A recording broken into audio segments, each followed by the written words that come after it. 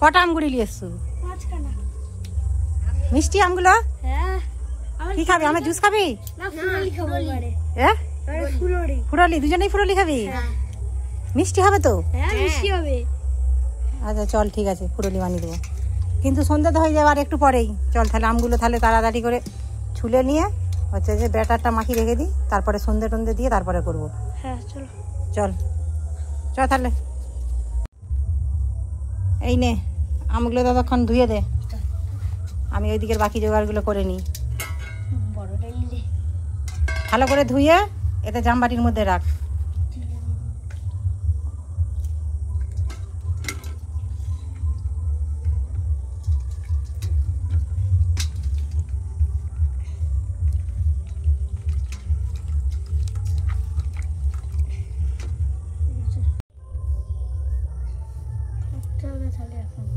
আমগুলা কেটে নিই, তারপরে নিচে যে মিক্সচার মেশিনে হচ্ছে যে ই করে দেবো, পিষে নিয়ে তারপরে হচ্ছে যে কি করে হবে দেখ না কি করে হয়। তালের তো দেখেছি, তালের দেখেছি, এবার আমের খাবি। আমের বললি তো আমের খাবি, সেদিনে কবে বলেছি আমের ফুরলি হয়, সেইটা দেখেই বসে আছিস তোরা যে আমের ফুরলি খাবি। হ্যাঁ, এই যে প্রথমে এগুলো ছিলে নিই।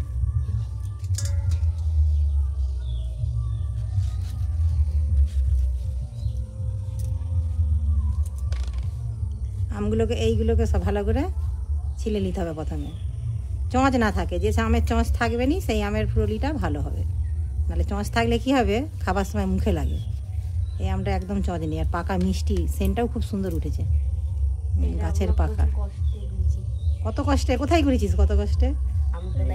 আচ্ছা ঠিক আছে, ফুরলি করে দেবো, কষ্ট করে খাবি। পড়ে গেল, একটু আগে বল, তাই আর একটু পরেই তো সন্ধ্যা হয়ে যাবে, তাড়াতাড়ি বললে এতক্ষণ করে দিতাম, এতক্ষণ তোদের খাওয়া হয়ে যেত। খেয়ে তো আবার পড়তেও বসবি, আবার দেরিটাও হয়ে যাবে। এইগুলো হলেই হয়ে যাবে। আর দুটো আছে, কি করলি? আই রে, তোরা খেতে লেগে পড়েছি মিষ্টি। হ্যাঁ ঠিক আছে, তোরা এইগুলো খেয়ে নে, আমি দেখার নিচে গিয়ে এইগুলো তারপরে মাখামাখি করি। এটা বাটতেও হবে আমটা, বেটে তারপরে মাখি। তোরা ওই দুটো খেয়ে তারপরে এগুলো গুড়ি নিয়ে নিচে আয়। হ্যাঁ, আমি নিচে যাচ্ছি তাহলে। চলুন, চলে এসেছি আমগুলোকে টুকরো টুকরো করে পিস করে নিয়ে, এবার ওগুলো মিক্সচার গ্রাইন্ডারে দিয়ে এক এক করে তারপরে বেটে নিই। ওরা ওখানে বসে দুজনে ছাতে বসে আম খাচ্ছে, ওগুলো খেয়ে ওদেরকে সবগুলো গুড়িয়ে নিয়ে চলে আসতে বলেছি। যেহেতু সন্ধ্যেটা হয়ে এসছে, বেশি বেলাটাও নেই, তাই হচ্ছে যে আমটা পেস্ট করে বেটারটা মাখিয়ে তারপরে হচ্ছে যে সন্ধ্যেটা দিয়ে তারপরে হচ্ছে যে ভাজবো। চলুন বেটে নিই। হয়ে গেছে বাটা, কি সুন্দর হয়েছে, একদম পুরো তালের মাড়ির মতো। কে বলবে, বুঝতে পারবে দেখলে তালের মাড়ি কি এটা আমের মাড়ি। চলুন ব্যাটারটা মাখিয়ে নিই। এটা সুজি ময়দার করব। 1 কাপ সুজি, 2 কাপ ময়দা দিয়ে একে একে সব উপকরণ দিয়ে তারপরে মাখিয়ে নেব। উপকরণ বলতে একটু কালো জিরে দেবো, কালো জিরে দিলে হচ্ছে যে স্বাদটা খুব সুন্দর আসে, একটা কালো জিরের ফ্লেভারটা খুব সুন্দর আসে, যেহেতু ভাজা সেই জন্য। মৌরিও দেয়, মৌরি দিলেও হবে, মৌরি দিলেও একটা ভালো লাগে, কিন্তু আমি কালো জিরেটাই দিচ্ছি। আর একটু স্বাদ মতো নুন, স্বাদ মতো নুন দিয়ে এবার আমের হচ্ছে যে বেটারটা দিয়ে মাখাবো। আম যেরকম মিষ্টি সেই অনুযায়ী চিনিটা লাগবে, আমি চিনিটা লাস্টে দিয়েই মাখাবো। আগে আমটা হচ্ছে যে দিয়ে মাখিয়ে নিই, একটু দেখবো কতটা মিষ্টি, চেখে দেখে তারপরে চিনিটা দেবো। চলুন আস্তে আস্তে এটা মাখতে হবে, যাতে না ডালা ডালা হয়ে যায়। ধীরে ধীরে মেখে একদম মসৃণভাবে মাখতে হবে, যত মাখা ভালো হবে তত কিন্তু জিনিসটা সুন্দর হবে। সেই জন্য অল্প অল্প করে একটু করে দিয়ে মাখতে হবে। আর একটু দিয়ে দেবো পরিমাণ মতো দুধ। দুধটা দিলে কী হবে, দুধটা দিলে একটু স্বাদটা খুব সুন্দর হয়, সেই জন্যেই। এটা গরুর দুধ। একটু আস্তে আস্তে ধীরে ধীরে মাখিয়ে নেব, মাখিয়ে তারপরে চাপা দিয়ে রেখে দেবো। দেখুন এবারে চিনিটা দেবো। চিনিটা যেহেতু আমার গুঁড়ো করা ছিল, সেই জন্য গুঁড়ো করা চিনিটাই দিয়ে দিলাম। চলুন, যেহেতু আমটা মিষ্টি, ব্যাটারটা মিষ্টি আছে, ওই জন্য অল্প করেই একটু চিনিটা দিয়েছি। হয়ে গেছে আমার মাখানো, এবার চাপা দেওয়া হয়ে এটা থাক। এটা সুজিগুলো লাস্টে নরম হয়ে যাবে, হচ্ছে যে ততক্ষণ আমি সন্ধে টন্ধে দেখিয়ে তারপরে দেবো ভাজতে।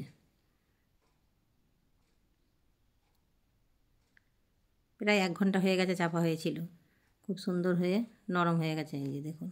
এবার আমি ভাজবো। কড়াতে তেল দিয়ে, তেল গরম হয়ে গেছে, একটা একটা করে, যেমন ঠিক তালের ফুরলি ভাজে সেরকমই একটা একটা করে দিয়ে আঁচটা একটু মিডিয়ামে রেখে ভেজে নেবো। বেশি জোর আঁচ দেওয়া যাবে না, বেশি জোর আঁচ দিলে একবারেই লাল হয়ে পুড়ে যাবে, ভেতরটা কাঁচা রয়ে যাবে, তখন আর ভাজা হবে না।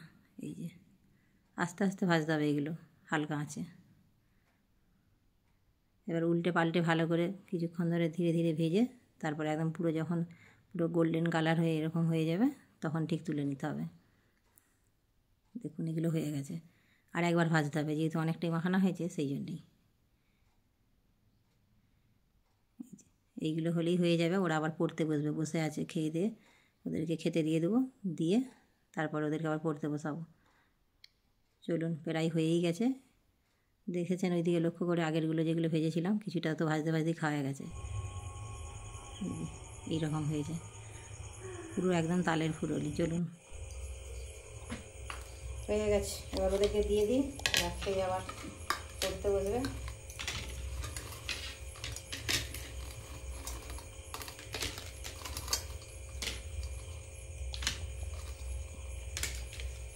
তোরা দুজনে খেয়ে দিদি তো উপরে আছে, দিদিকে দিয়ে আসবো আমি, খেয়ে দিয়ে আবার পড়তে বসবি। ভালোই হয়েছে, ভালো হয়েছে, তালের মতো লাগছে পুরো। হ্যাঁ, কেউ বলতে পারবে তার নাম?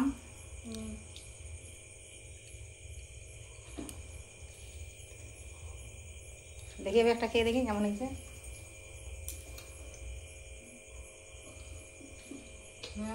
নরম আছে, খুব সুন্দর, ভালোই হয়েছে। ভিডিওটা এখানেই শেষ করছি। কেমন লাগলো অবশ্যই জানাবেন, ভালো লাগলে একটা লাইক করে দেবেন।